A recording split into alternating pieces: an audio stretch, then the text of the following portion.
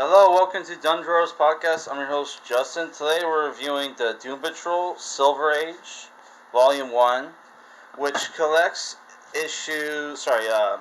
My Greatest Adventure, issues 80 through 85, and Doom Patrol 86 through 95.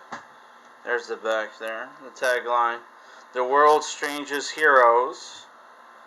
This trade paperback is $30 US, 40 Canadian, published by DC Comics, which collects comics from the 63 through 1965. So, I hope you're a fan of 60s comics. So, because there's a lot of 60s slang here. So there's Cliff Curtis, Cliff Steele, the Robot Man, Larry Trainer, Negative Man, that's part of Negative Man right there. Niles Chalder as the Chief, and Rita Fair, Elastic Girl, right? Which is the original team of the Doom Patrol. And this comic book is written by Arnold Drake, Bob Haney, Bruno Premiani, and Bob Brown did the art, and the cover is by Evan Doc Shaner, right? So the first issue, you get you get retold their origins, but they hold some stuff back. They don't reveal who the Chief is right away. So the story for this comic book series is basically this guy named the Chief, who his name is revealed later on, as well as his origin story. He doesn't tell them their origin story. He likes to keep it a secret, right? And that there's a funny issue later on where there's after they become superheroes, a journalist tries to dox the Chief, and and is using one of the heroes as a spy, right? Unbeknownst to them, because he hides a recording device on them. So he gives them all a fake origin story, right? One of which is where he tells them he's an alien from another planet, right? Looking to help humanity, right? And that sets up for another issue where reptilian aliens who infiltrated Earth's wealthy wealthy sectors. One's a banker, one's a politician, and I can't remember what the third guy was. Tried to recruit the Chief and split the planet between his alien race and their alien race. So the Doom Patrol has to fight aliens. Yeah, but the story is basically the Chief. The Chief finds these three people with strange powers. Where Cliff was a race car driver who got in a terrible accident, where his body was destroyed, and the Chief saved him by putting his brain in a robot's body. Wasn't Will Magnus, because if you read Grant Morrison's Doom Patrol run, which I have the trades over there with one random issue from 2004 that I have, which Grant Morrison didn't write that. I guess they wanted to they retconned that Will Magnus from the Metal Man, which is another superhero team, made the Cliff's body, right? Which in the original comics it was Niles, they said it was in the TV show, right? Which if you're a fan of the TV show, you'll probably you could enjoy this, right? Right. So you have Rita Fair, who's that's her right there, Elastic Girl. Whose powers are very different from the show. Where in the show, she turns into a blob monster. Here she can make herself either a giant or like really tiny, right? She can grow or shrink, and later on she can expand parts of her body, right? And like she was a Hollywood actress who was shooting something in Africa. Trying to see if I can find. It was one of the later issues where she could do that. Yeah, I can't find it. Yeah, so it was like one of the later issues where she could expand parts of her body, right? Which doesn't make much sense to me because like if you make your hand into a giant, your the rest of your body probably uh, couldn't keep it couldn't deal with the weight of the giant hand. But there's like other laps of like laps of stuff here. There's one of their villains, General Mortis, right? Yeah, in the beginning they had like shitty green costumes, but then they get these red and white ones later on, right?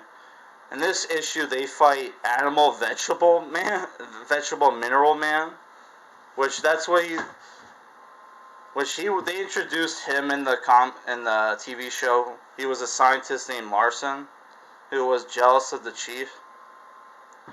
He doesn't actually look like that in the comic book, because in the comic book he just changed shapes, and he could become anything from like a mineral, animal, or vegetable, right?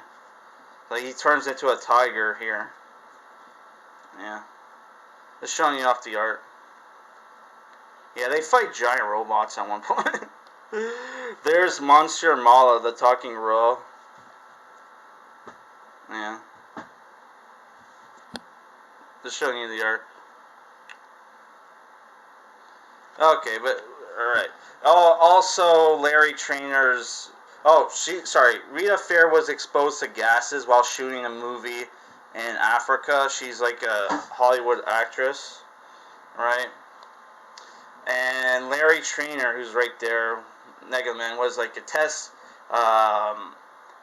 pilot who was flying really close to the Earth's atmosphere. He goes through the radiation belt, the Van Allen belt, and was exposed to radiation, which created the Negative Man, which is a being of radio energy who can go through stuff, and yeah, and he can travel like super fast, but they set up a rule in the comic book where if Negative Man doesn't return to Larry's body within 60 seconds, Larry dies, right? Yeah, that's not something that was in the Doom Patrol Grant Morrison run or the TV show, right? Yeah. So yeah, I really enjoyed this comic book. Oh, here's some of the other villains. There's Mentallo, who's a good guy, who has like, when he wears that apparatus, he can like use telekinesis and shoot like blasts. Who shows up like in issue, I think it was like 89 or something. Like he shows up later on in the run,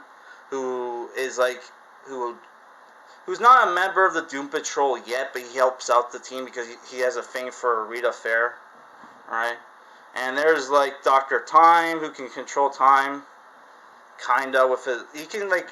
He shoots blasts out of his clock face to manipulate time to slow things down or speed things up. There's the Claw, who has like two hawks that he used for crime, right? And you also have the Brain here, which, if you don't know who the Brain is basically. Oh, there's another villain here. There's the Brain right there. Who's just a brain in like in a glass jug or whatever with a speaker box. Who's the leader of the Brotherhood of Evil. Not to be confused with the Brotherhood of Evil Mutants. And there's Madame Rouge, who later on in the comic book gets powers where she can shapeshift, and she has like Dr. Mr. Fantastic's like stretching powers. So yeah, like some cool villains in this book, right? Yeah, so like yeah, basically I forgot to mention this, but yeah, like the chief recruits all of our three weird heroes, right, to become superheroes, so they can be accepted by society, right? Oh, they also fight monsters in this comic book, which it turns out to be illusions made by war criminal from World War II Germany, and only Cliff can not see the monsters, right? Yeah, but you got some cool covers here, right? There's General Immortus, who's like the arch nemesis of Niles Calder, right? Yeah, Cliff gets beat up a lot in this comic book. Yeah. So, like, the kind of stories they go on is basically either them trying to stop criminals or save people from natural disasters and fight aliens. There's also solo stories where our characters fight, um, go on adventures by themselves and, like, have to fight villains. Like, there's a really cool one with Cliff where the rest of the team is busy, and he has to go to this island to capture this escape murderer. And the escape murderer rigged the island with. See if I can find that comic book.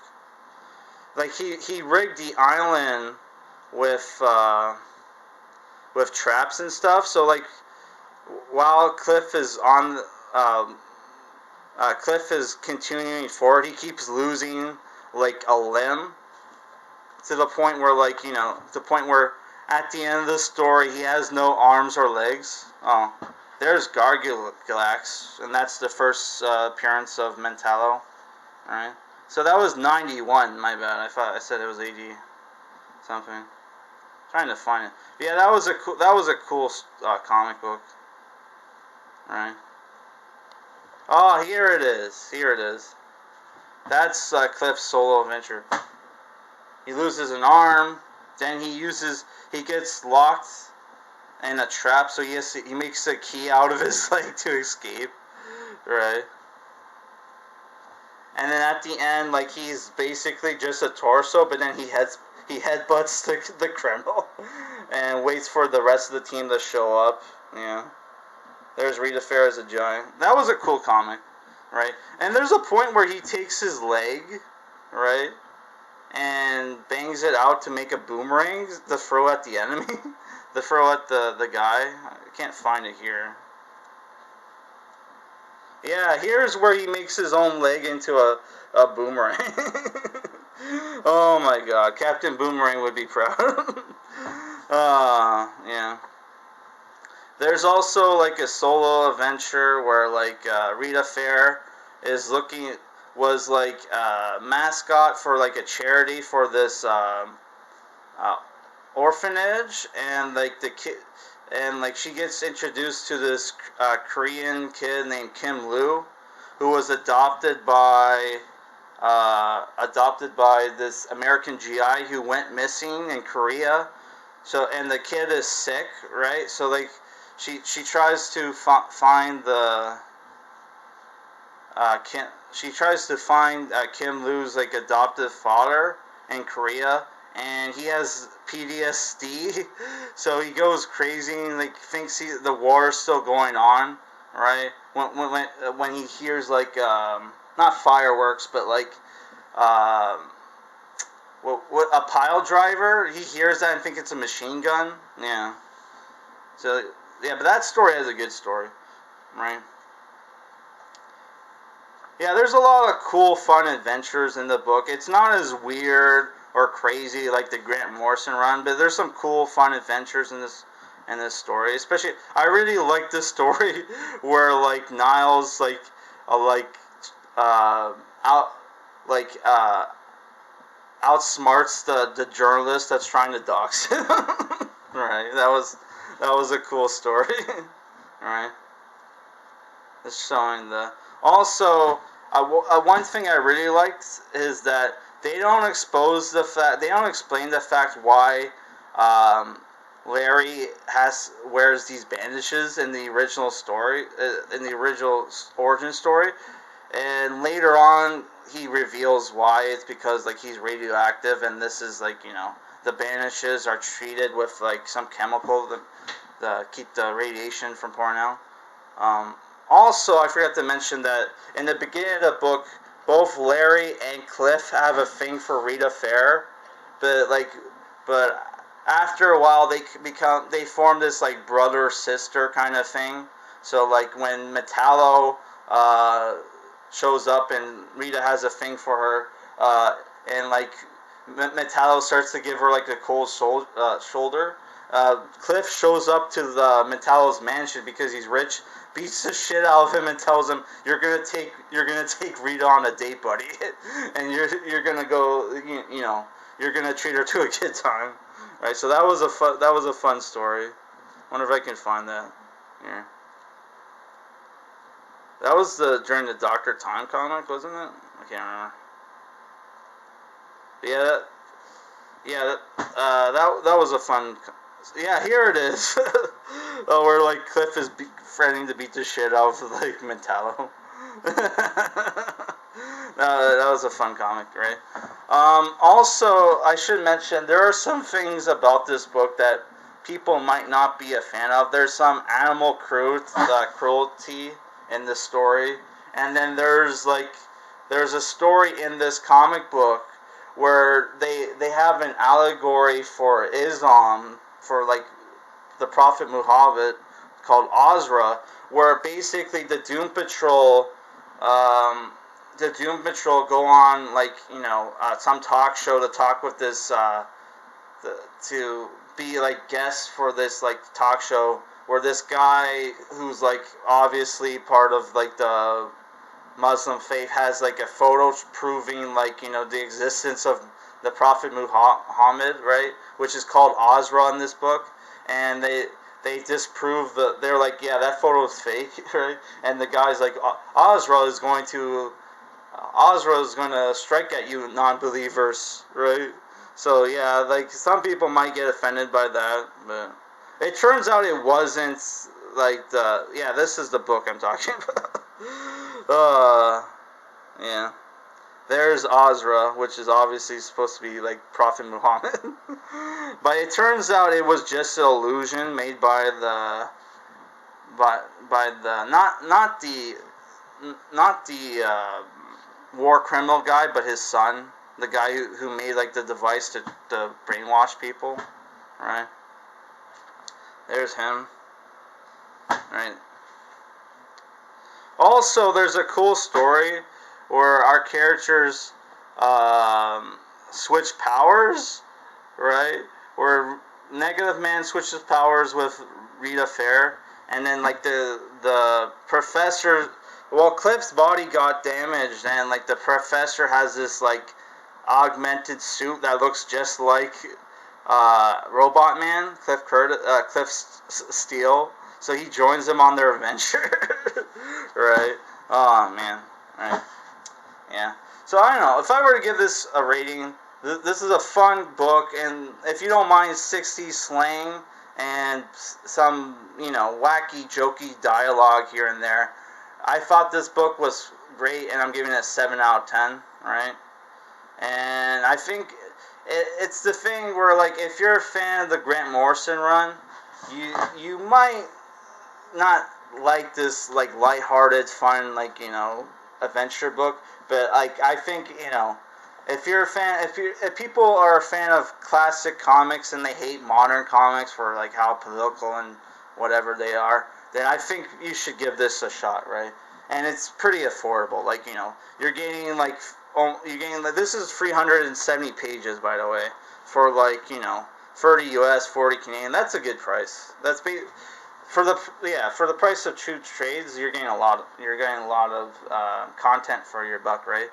But I should mention this was these comics came out during the Silver Age, and DC back in the Silver Age was just starting was just starting to continue the crossovers. It's the thing where DC came first, but it was Marvel that first started the shared universe stuff.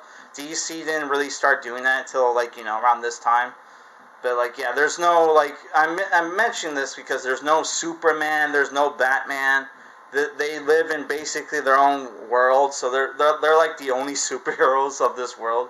So yeah, if you're someone who's a fan of crossovers, there are no, like, you're not going to see any DC superheroes in this book. Maybe they're in the second volume, I don't know. Which I'm going to pick up the second volume at some point. It's going to have Beast Boy's first appearance, right? Yeah, so I don't know. I enjoyed the book, and I think if you're a fan of older comics, you'll probably like this too. Is this as good as, like, something Stan Lee writes? No, probably not, but I think, if you're a fan of the Doom Patrol, I think this is worth a read.